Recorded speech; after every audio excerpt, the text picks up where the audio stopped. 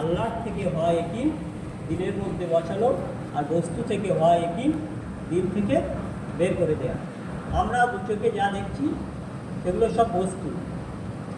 যে আমরা দেখছি গরু দুধ দেয়, প্রকৃতপক্ষে দুধ দেওয়ার মালিক আল্লাহ, গরুর কোনো ক্ষমতা নেই। আমরা দেখছি আমি চাষ করছি বলে ফসল হচ্ছে, কিন্তু ও ফসলের কোনো ক্ষমতা নেই। আল্লাহ পাক ওই ক্ষেতে ফসল দিচ্ছে বলে হচ্ছে। একই পাশাপাশি দুটো জমিতে দুজন ব্যক্তি চাষ করেছে, যদি জমির ক্ষমতা থাকতো তাহলে দুটো জমিতে একই রকম ফসল হতো। একজনের খুব বেশি ফসল হচ্ছে, আর একজন দেখতে পাচ্ছি ফসল হচ্ছে না। তাহলে দেয়ার মালিক কি? সেই আল্লাহ। এই আল্লাহ থেকে হয় একই আমাদেরকে দিলে বসাতে হবে, এবং বস্তু থেকে হয় একই দিল থেকে বের করে দিতে হবে। যে যা কিছু হয় আল্লাহর থেকে হয়। আমাদের অনেক সময় একটা বিপদ এসে গেল, তখন আমরা অনেক রকম চিন্তা ভাবনা করি, কিন্তু আল্লাহ যা করে ওই হয়তো বিপদের মধ্যেও আরও ওর থেকে অনেক, হয়তো ছোটো বিপদের চোর থেকে হয়তো বড় বিপদ আসতে পারতো, আল্লাহ পাক তার থেকে ছোটো বিপদ দিয়ে সে বড় বিপদটাকে ফুটিয়ে দেয়। সেই জন্য আল্লাহ যে অবস্থায় আমাদের যখন যে অবস্থায় রাখে, আল্লাহ শুকরিয়া প্রশংসা করা দরকার।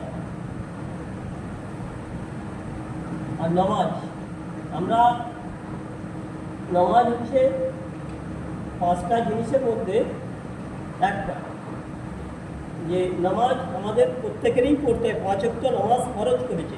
এই 5 ওয়াক্ত নামাজ যদি 1 ওয়াক্ত নামাজ আমরা কাজা করি 2,88,00,000 বছর জাহান্নামের আগুনে জ্বলতে হবে। কিন্তু আমাদের কোনো ভূক্ষেপ নেই যে আমি নামাজ পড়তে চলে এলাম, কিন্তু আমার ছেলে বা স্ত্রী নামাজ পড়ছে না, সেদিকে লক্ষ্য রাখতে হবে। তাদেরকে নিজে নামাজ পড়তে হবে, এবং নিজের পরিবার পরিজন আত্মীয় স্বজন যাতে নামাজ পড়ে সেদিকে লক্ষ্য রাখতে হবে।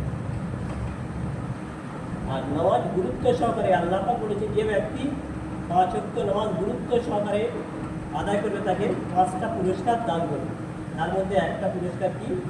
রুজির তঙ্গি ঘটিয়ে দেবে। রুজি বলতে আমাদের পৃথিবীতে যা কিছু প্রয়োজন সমস্ত কিছুই আল্লাহ পাক রুজি ঘটিয়ে দেবে।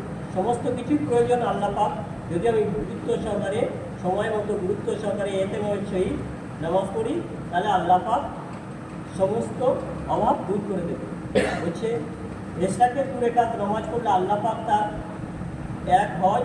একটা হজ এবং 1 ওমরা সব দেয়। আর 2 রাকাত নামাজের মধ্যে হচ্ছে সব অভাব সারাদিনের জিম্মাদার আল্লাহ পাক নেয়। কিন্তু আমরা ফজরের নমাজটা যদিও পড়লাম, এই রাত পর্যন্ত বসার সময় নেই, আমরা দুনিয়ার কাজে ব্যস্ত হয়ে যাই। আল্লাহ পাক জিম্মাদারি নিয়ে নিচ্ছে, আমরা সেদিকে লক্ষ্য করছি না। সেই জন্য আমাদেরকে আল্লাহর হুকুম, নবীর তরিকা সেগুলো জানা এবং জানতে হবে। তাহলে এগুলো আমরা কাদের কাছ থেকে জানবো? আমরা দুনিয়ার হাদিস কোরআন থেকে সেগুলোকে বেশি বেশি পড়তে হবে, যারা যে পড়তে পারি, অথবা আমরা আলেমদের কাছ থেকে জানবো। শুধু জানলে হবে না, জেনে সেই মতো আমাদেরকে আমল করতে হবে, তাহলে আমরা তার ফল পাবো। আমরা জানলাম যে নামাজ পড়লে, যে 2 রাকাত এশরাকের নামাজ পড়লে রুজির অভাব দূর করে দেবে, কিন্তু আমরা ওইটাই জেনেই আছি, কিন্তু আমরা সেটা আমল করছি না। তাহলে আমাদের 5 ওয়াক্ত পাবন্দির সহিত সেগুলো আদায় করতে হবে। তারপর আমাদের জিকির করতে হবে। জিকির প্রত্যেকেরই জিকির করা হচ্ছে। যে দিল জিকির করে সে দিল জিন্দা, আর যে দিল জিকির করে না সে দিল হচ্ছে মুর্দা।